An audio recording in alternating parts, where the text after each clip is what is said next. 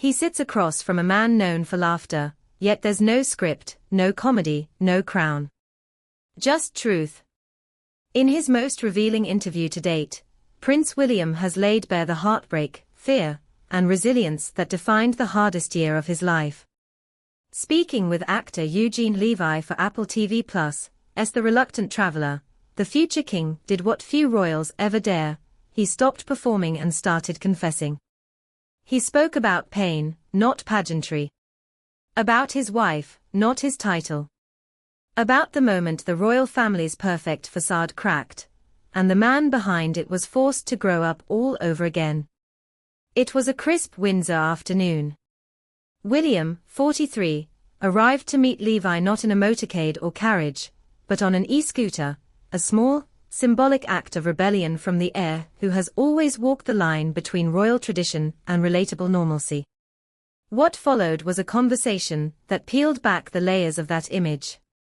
Over a pint in a quiet local pub, William revealed what the cameras and palace statements could never show: the raw reality of a family battling cancer, twice. "I'd say 2024 was the hardest year I've ever had," he admitted. "Life is sent to test us, and it definitely can be challenging at times. But being able to overcome, that is what makes us who we are." Those words, simple yet weighted, landed differently than any royal speech. They came from a man who has spent the past year shielding his children from fear, supporting his father through illness, and watching his wife fight for her health, all under the gaze of a world that refuses to look away. The rug pulled from beneath your feet. It began in February 2024. Buckingham Palace confirmed that King Charles III had been diagnosed with an undisclosed form of cancer, just weeks after a routine prostate procedure.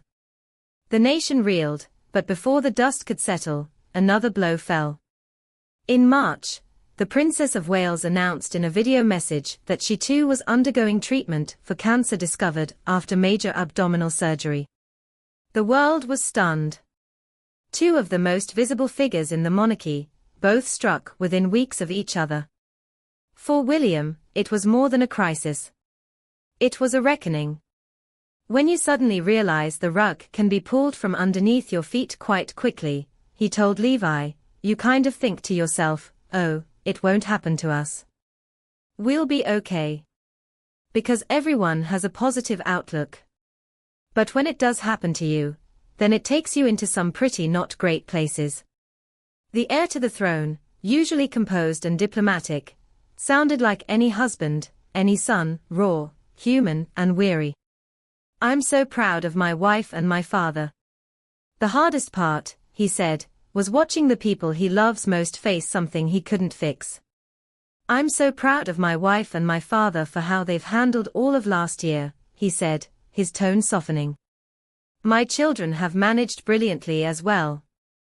That word, brilliantly, carries the warmth of a man trying to stay strong for three young hearts, who had to grow up faster than anyone wanted.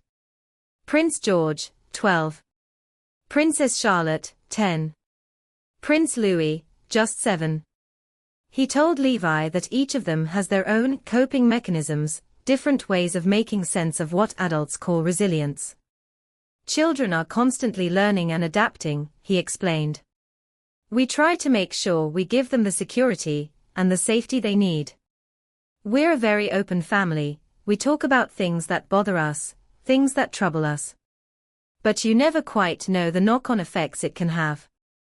In that single line, every parent in the world could hear the fear behind the calm. Am I doing enough?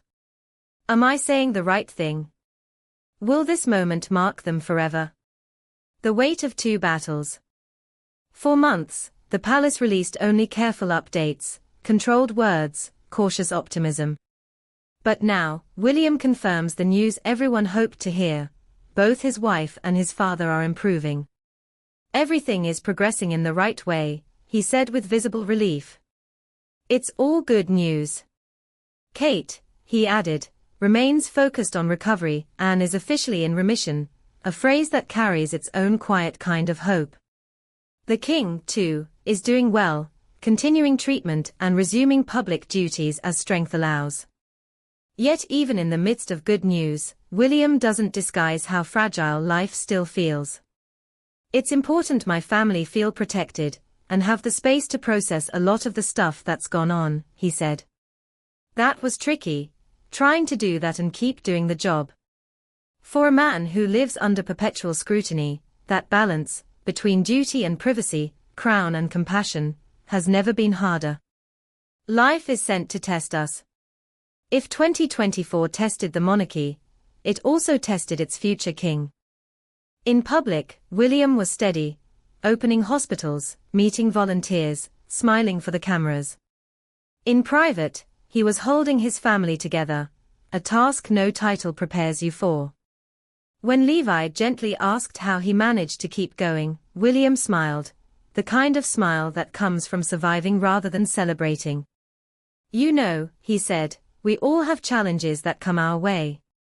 It's important to keep going. Life is sent to test us, and it definitely can be challenging at times. But being able to overcome, that is what makes us who we are.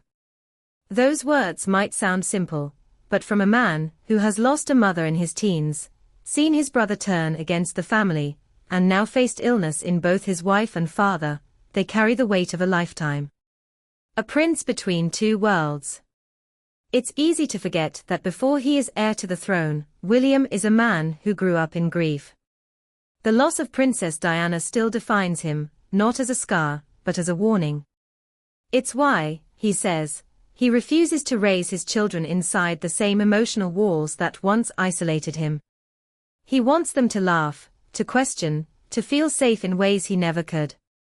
We're a very open family, he repeated, a quiet rebellion against the silence that defined previous generations. That openness, however, comes with its own cost. Every tear, every truth, becomes public property. And yet, in this interview, William seemed unbothered by that risk. For once, he wasn't performing. He was reflecting. The hardest year, but also the clearest.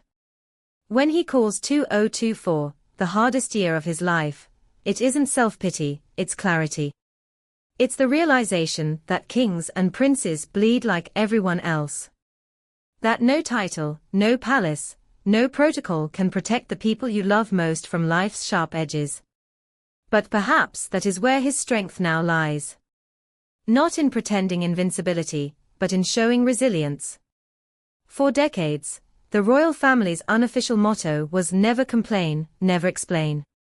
William's quiet evolution of that phrase might be, explain when it matters, so others know they're not alone.